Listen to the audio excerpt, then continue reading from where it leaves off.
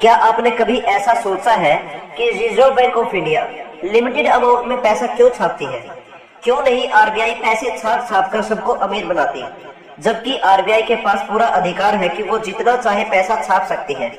तो चलिए दोस्तों, आपको बताते हैं कि आरबीआई खूब सारे पैसे छापकर सबको अमीर क्यों नहीं बनाती।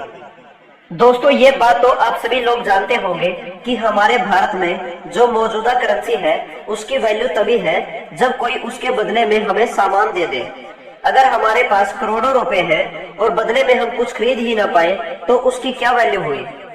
पहले क्या होता था, मान लो मेरे पास गेहूं है और आपके पास दाल, तो मुझे दाल चाहिए थी, आपको गेहूं, तो हम दोनों आपस में बदल लेते थे।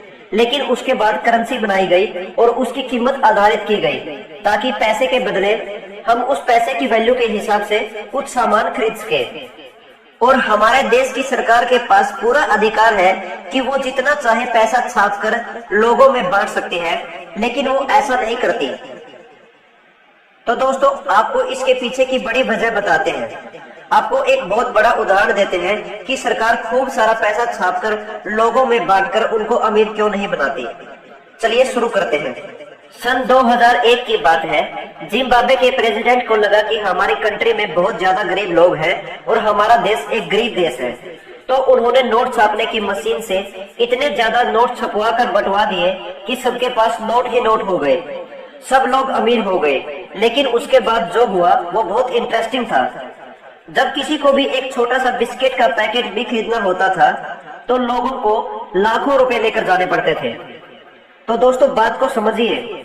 मान लीजिए हम सबको एक वस्तु खरीदनी है और हम सबके पास बहुत सारा पैसा है, तो उस वस्तु की कीमत बढ़ जाएगी क्योंकि पैसा सबके पास है, खरीदने वाले बहुत ज्यादा हैं, लेकिन वो वस्तु कम संख्या में है तो उसकी कीमत बहुत ज्यादा बढ़ जाएगी। ऐसा ही जिम्बाब्वे में हुआ। वहाँ सब लखपति हो गए थे, लेकिन 1 लाख रुपए में बस वहाँ लोग एक पेन ही खरीद पाते थे। मतलब वहाँ चीजें इतनी महंगी हो गई थी कि और पैसे छापने पड़े।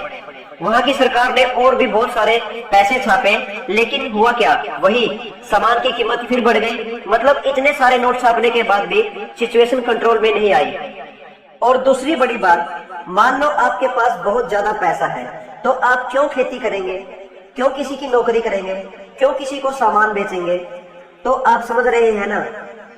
यदि हम सबके पास बहुत ज्यादा पैसा हो गया तो किसान खेती करना छोड़ देगा, दुकानदार सामान बेचना छोड़ देगा, व्यापारी व्यापार नहीं करेगा, तो रोजाना उपयोग करने की वस्तुएं कहां से आएंगी?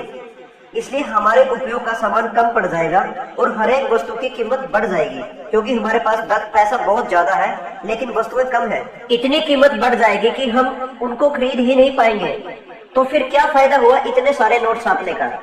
तो दोस्तों, अब तो आप समझ गए होंगे ना कि खूब सारे नोट छापकर सबको बांट देना गरीबी मिटाने का सॉल्यूशन नहीं है।